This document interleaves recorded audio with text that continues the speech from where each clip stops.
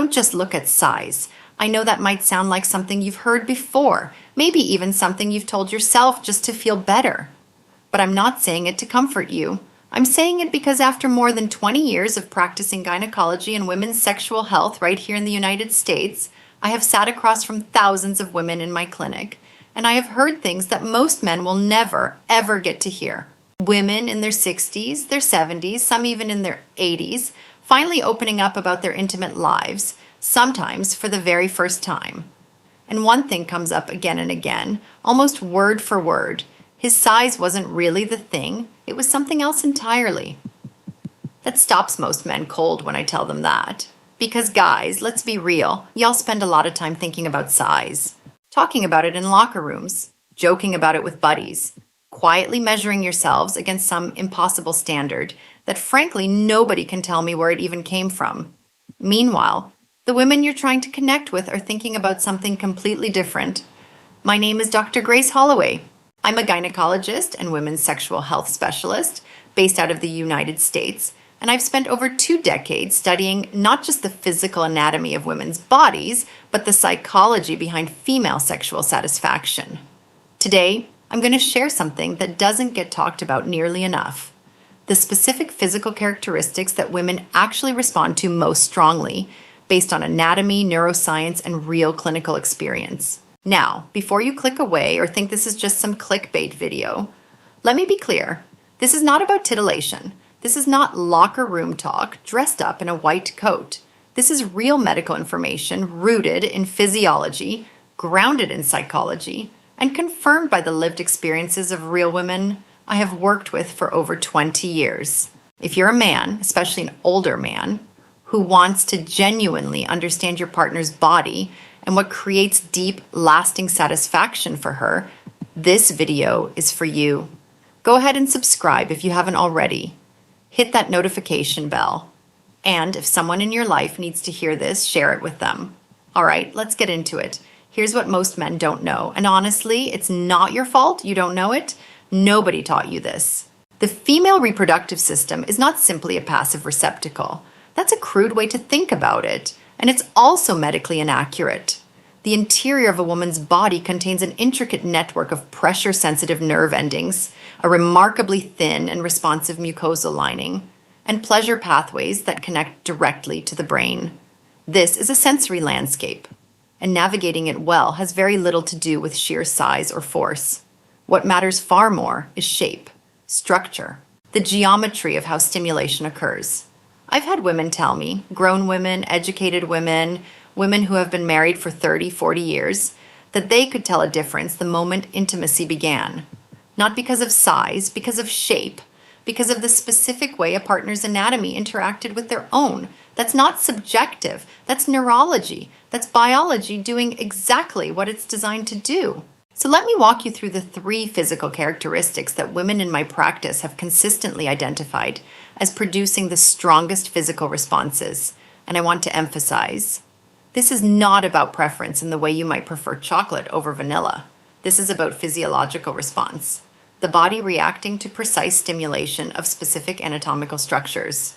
The first is what I call the upward curve, what most people informally refer to as an upward bend or a curved shape. When a man has a slight upward curvature, the mechanics of movement during intimacy create a repeated, consistent brushing contact against the anterior wall of the vaginal canal.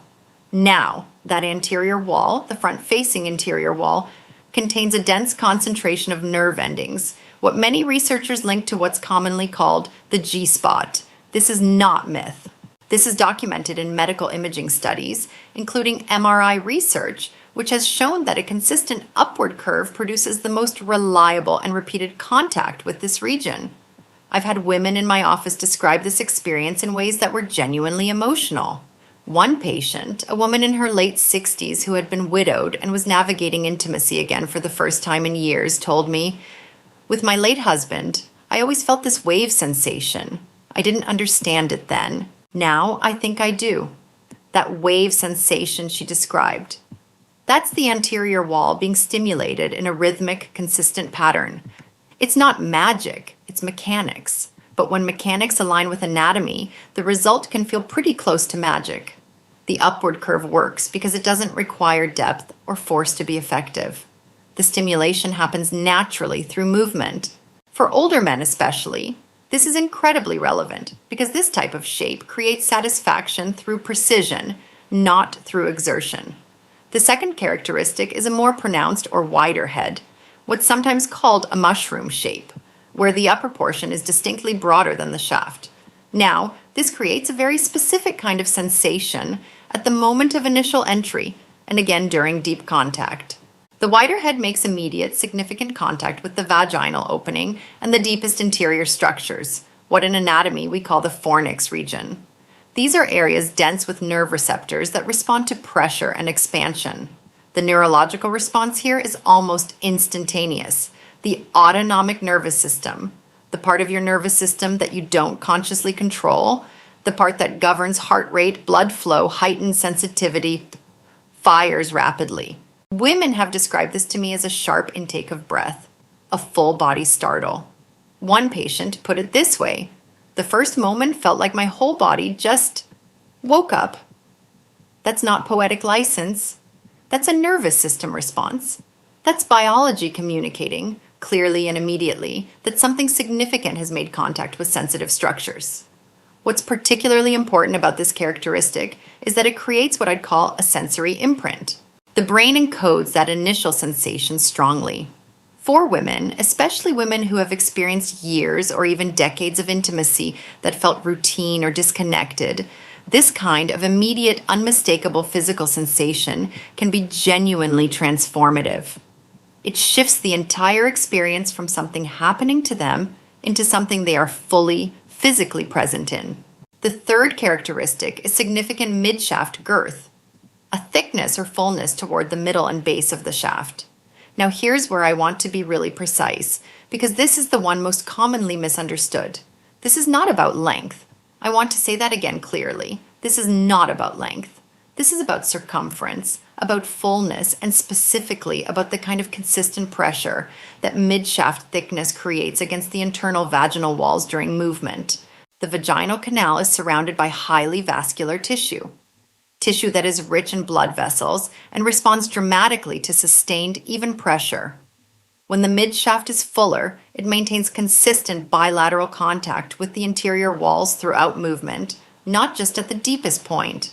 This creates what women in my practice most often describe as a feeling of fullness, a sense of being completely held, completely filled, in a way that's distinct from simple depth. One woman, a 71-year-old patient of mine, who had recently remarried after many years alone, said something I've never forgotten.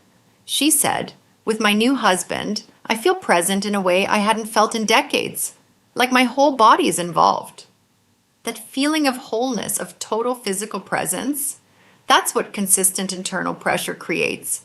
It triggers the body's natural lubrication response, promotes sustained muscular contractions, and extends the duration and intensity of climax significantly. So those are the three: an upward curve that consistently contacts the anterior wall, a pronounced head that creates immediate deep stimulation, and meaningful midshaft fullness that maintains sustained internal pressure. If I were to boil this down to one principle, it's this: what women respond to most strongly is not size as a raw measurement. It's the structural capacity to stimulate the right places consistently with precision. I like to say it this way in my clinic: a man's anatomy is not just a physical object, it's a communication device. And how well it communicates with a woman's body depends entirely on its shape, not its size. Now, here's where I want to shift gears, because what I've just described is genuinely important anatomical information. But I'd be doing you a disservice if I stopped there. Because here's what I've learned across 20 plus years of sitting with real women in real conversations about real intimacy. The body tells the truth, but the body does not tell the whole story. The most common complaint I hear from women, far more common than any complaint about anatomy, is this: I never felt like he was really there with me, present, tuned in, emotionally available, invested in her experience, not just his own. Men, especially men in their 50s, 60s, 70s. You've grown up in a culture that taught you that sexual performance was about your body, your equipment, your endurance. You were graded on metrics, duration, size, frequency.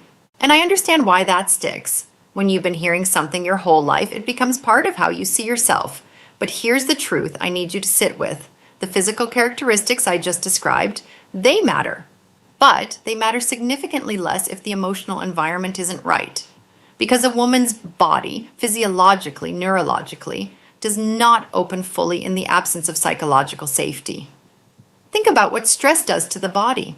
Blood vessels constrict, muscles tighten, sensitivity decreases. Now think about what a woman feels when she senses that her partner is anxious, checked out, performing rather than connecting. Her body responds to that, not as a choice, as a biological fact. Cortisol suppresses arousal. Anxiety is contagious in the most literal physiological sense. On the flip side, and this is something I see in my practice with genuinely beautiful regularity, when a man approaches intimacy with presence, with attentiveness, with authentic care for his partner's experience, something remarkable happens in a woman's body. The parasympathetic nervous system engages, blood flow increases, lubrication improves, sensitivity heightens. The entire physical experience becomes richer, more responsive, more satisfying. I've watched this happen. I've had couples come into my office where the man assumed the problem was physical, his age, his body, some kind of failure of equipment. And what I found time after time was that the issue was relational. The connection had eroded. The emotional attunement had gotten lost somewhere in the decades. And when I worked with those couples on presence and communication, the physical experience transformed. One of my longtime patients, a 68-year-old man, a retired contractor from the Midwest, not exactly the type to sit in a gynecologist's office talking about feelings, told me after several months of working on what I call relational presence. Doc, I don't know what changed exactly, but she reaches for me now. She didn't used to do that. That reaching, that's a woman's body responding to feeling seen, valued, chosen, not to anatomy, to presence. So if you've been carrying anxiety about your body, about size, about age, about whether you measure up to some standard that nobody asked women to set, I want you to hear this clearly. And I want you to hear it from a doctor who has spent 20 years talking to the women you're trying to love. Your anxiety is the bigger obstacle than your anatomy. Not because anatomy doesn't matter, but because anxiety closes doors that genuine connection opens. Now, I also want to address something practical, because I know a lot of you watching this are dealing with very real physical changes that come with age. And I don't want to wave those away with feel-good talk about emotional connection. That would be irresponsible. Erectile function matters, not because it determines your worth as a partner, but because your physical confidence is connected to your emotional presence. When your body isn't responding the way it used to, it's hard to stay present. It's hard to stay curious about your partner's experience when you're worried about your own. I get that. It's real, and it deserves a real response. What I tell my patients is this: sustainable erectile health is not about a pill. A pill is a tool for occasional use, and I'm not saying there's anything wrong with using appropriate medical tools. There isn't. But if you want lasting, consistent physical confidence, you need a daily practice. Think of it like cardiovascular health. You wouldn't expect your heart to stay strong if you only exercised once a month. Same principle applies here. Start every morning with pelvic floor exercises. What most people know as Kegel exercises, but yes, they're for men too. The pubicoxygeus muscle, the PC muscle, controls blood flow to the penis. Strengthening it consistently over weeks and months measurably improves both erectile quality and duration.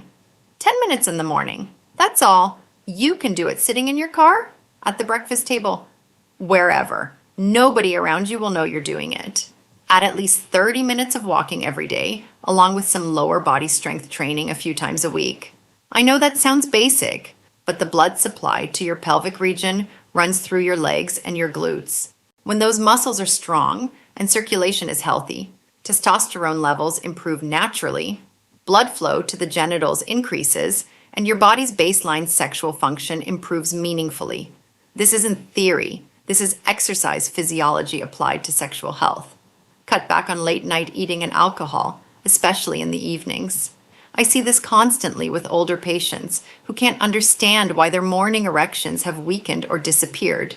Late night sugar and alcohol both suppress nocturnal erections, which are your body's natural maintenance system for erectile tissue.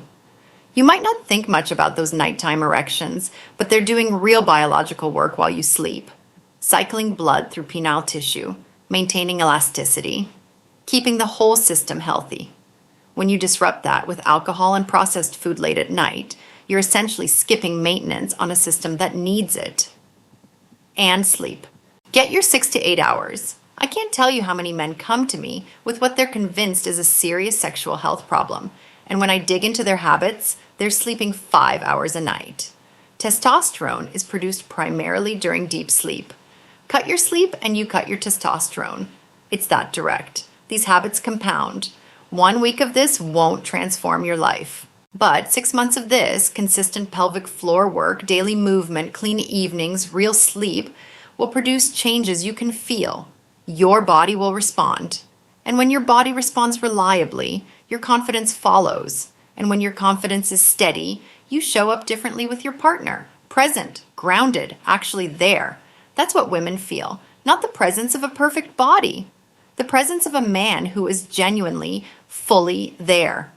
Let me bring this together for you, because I know this has covered a lot of ground. What women respond to physically is shape and structure. Specifically, an upward curve that stimulates the anterior wall, a pronounced head that creates immediate deep sensation, and meaningful midshaft fullness that maintains consistent internal pressure.